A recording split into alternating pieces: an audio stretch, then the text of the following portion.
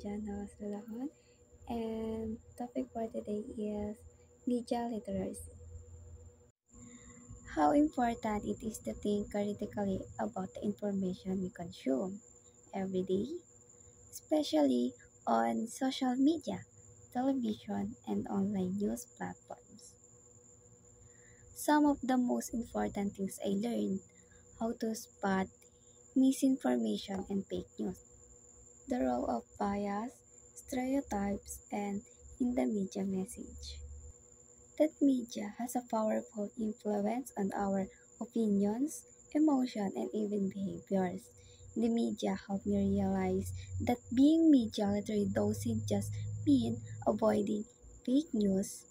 It's also about being aware of how media shape our worldview and how we can respond more thoughtfully to the information we see.